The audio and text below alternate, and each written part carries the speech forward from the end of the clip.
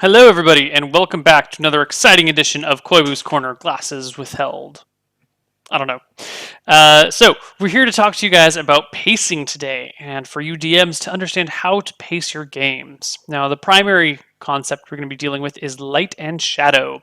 For those of you that are dancers, you might understand light and shadow, or musicians or artists in general understand the concept of light and shadow. For those of you that aren't, I'm going to distill it down to its base. And the base idea is that you cannot have shadows without light. You cannot have light without shadows. If everything is amazing, nothing is amazing. If everything is set at maximum volume, nothing is important. If you emphasize everything, if all the text is in bold, you don't look at it. You don't read any of it as important. The idea is you need contrast. Contrast is critical. So that's where we come in here. Combat, in most particular, is the thing that needs the contrast. Do you remember that infamous D&D episode in the original roleplay Solemn series where the party went in to fight a bunch of goblins and there was like a goblin lair and the party went in and it took all day to fight the goblins. And in the first 15 minutes, people were like, oh my god, there's so many goblins and wargs. How is the party going to deal with it? And that half an hour in, you're like, wow, this is actually a lot of goblins. The whole cave. Fuck, this is going to be difficult. And at 45 minutes, you're like, whoa, this is a lot of goblins. I wonder how they're going to deal with this. And in an hour, you're like, okay, this is a lot of goblins. Hurry it up. And at half an hour, you're just sitting there like, another goblin down. Will it be? There's like another 1,000 more. And at the 2 hour mark, you're just like, is Total Biscuit streaming? Is WCS on? Can I do something else now? And then everyone left. It's a shitty episode. It was like a terrible episode. We all know it was a terrible episode because it was nonstop battle. And you need the light and the shadow. You can't just do pure combat. And you can't just walk around and be like, so, Bobby Joe, I want to buy 12 arrows from you. Well, Jimmy Job, if you want to buy 12 arrows, it's going to cost you 7 silver coins. Well, hold on now, Bobby Bo.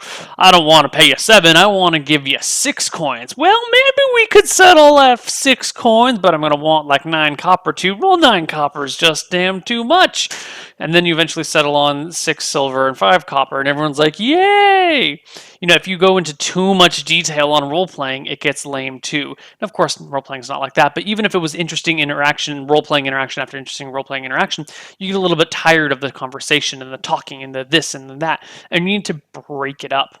So we have a bunch of things that we can break up the world with. You can do combat.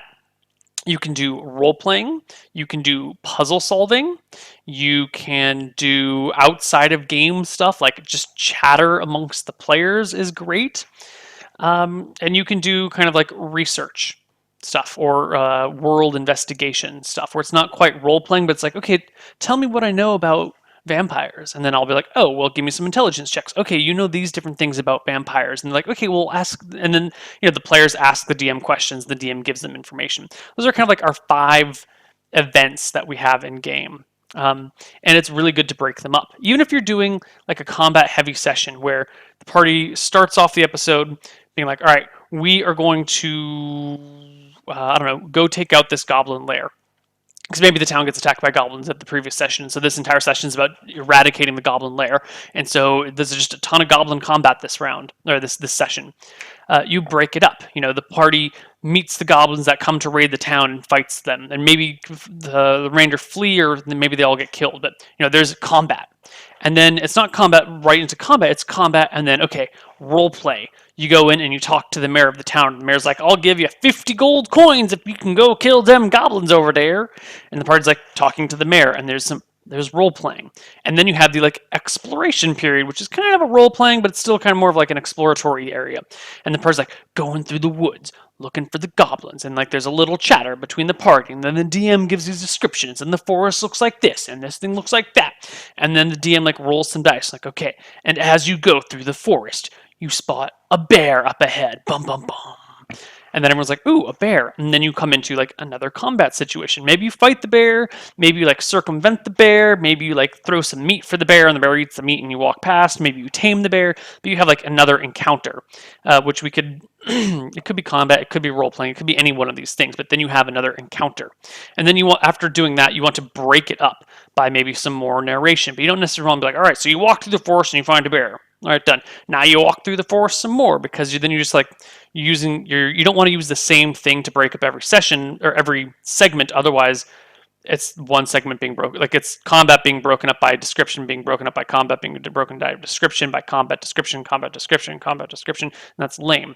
So then maybe as the party's walking, you let them get off topic in conversation, or maybe you like encourage the party to get off topic in conversation. You like, yeah, you okay, cool, you beat that bear. By the way, have you heard about so and so, this crazy bear trick? And then everyone talks about bears for a little minute.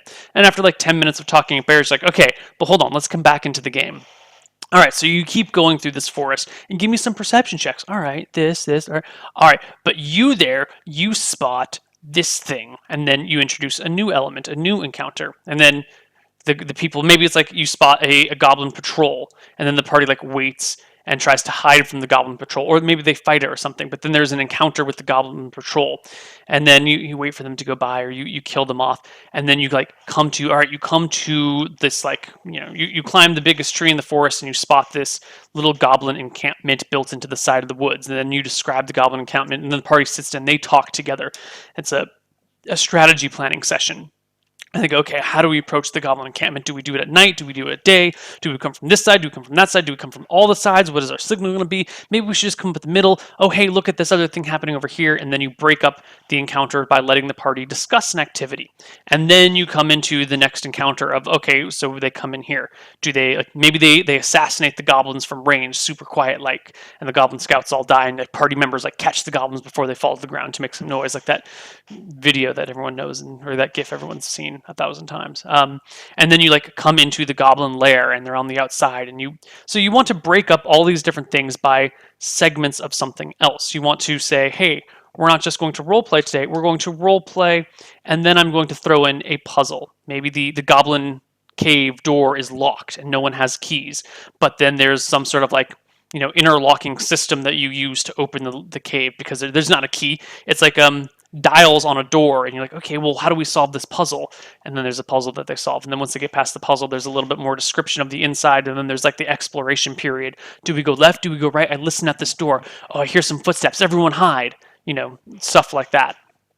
And then you keep going and you keep going and you keep going. So pacing is all about having one element and then using a completely different element after that to contrast it. And it can be difficult to do.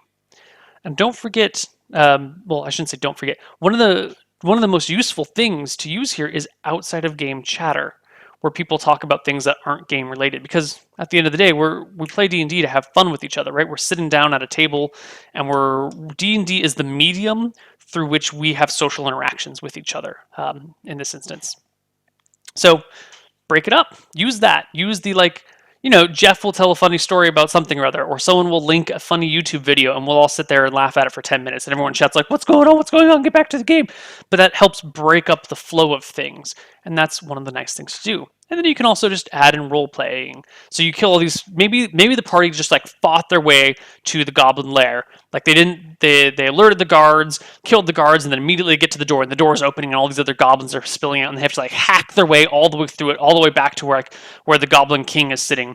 And immediately, like, it kind of seems like the combat will just flow in, but the DM could be like, all right, you get to the goblin king, and rather than just like continuing the slaughter, the goblin king like stands up and declares in combat like, hold, adventurers, what are you doing in these heres? And then like you have a dialogue between the goblins and the party, and you like drag that on a little bit. Maybe the party like keeps trying to fight, but it still feels a little too soon for you, and you feel like you kind of need a bit of a break, even though that's probably not going to happen. If the party feels like the combat's dragging on, they will try and negotiate, or they'll try and talk. It's kind of a natural thing to break up the monotony of the combat. But if they're really keen on it, you can try and break it up a little bit by having the guy give it, well, hold on, don't kill us. We'll bribe you with this thing. No, it's not here. If you kill us, you won't get it. It's over here. I'll tell you where it is, but you have to promise this. Okay, well, I'll send my guy with you, and he won't, if you kill us, he won't go with you. He'll, and then break it up somehow, and then you have the combat at the end, and then you have the resolution of them walking back, and then you have the role play at the end as they talk to the guy, and then maybe one last goblin guy comes in, like stabs the mayor, like a wounded goblin tracks the party back through and like kills the mayor of a town, or tries to kill someone. I don't know. You continue to break it up and break it up and break it up and break it up. So pacing, that's how you do it. Light and shadow. Not all roleplay, not all combat, not all exploration, not all description, not all investigations, not all puzzles, not all traps, not all undead, etc. Similarly to breaking up the story and the episode, you also break up your content by things. You don't always want to be like, there's bandits over there, there's goblins over there, there's orcs over there, there's this over there. Go raid this dungeon, go raid that dungeon, go raid this crypt. All the content needs to be broken up. Hey, maybe there's an attack on a town, maybe there's a lair that you need to go to, maybe there's a crypt over here. Lairs and crypts are different. They have a different feel to them, a very different style to them. Maybe you need to do something role play based this time. Maybe you need to go great distance. Maybe you need to stay. Maybe you need to do a lot of investigation. Maybe you need to do a lot of combat. Maybe you need to do a lot of role playing. Maybe you need to do a lot of preparing and asking questions and gathering gear and supplies for this adventure. Break up the content with different types of content, and no, break up the content with different approaches to things. Break up the content with different types of content, and break up the sessions with different types of, I don't know the right word here, but break everything up with different types of everything else. And that's how you properly pace the game. And you can't really go wrong that way. As long as you keep introducing new things, it should be fine. You just don't want people to get tired of one set of things forever. And I know after I say this, it all sounds very like, oh, well, duh, of course. That makes so much sense, Koibu. I could have thought of that myself. Yeah, but you didn't. But it's not that hard. I could have figured out. Yeah, but you played in campaigns where that shit was monotonous and boring, and it was just one thing after another thing after another thing. It sounds obvious in retrospect, but sometimes you need a little kick in the pants to get going that way. So I hope you guys enjoyed our section on pacing, and I will see you guys next week. Bye bye. Good luck, have fun, and good game.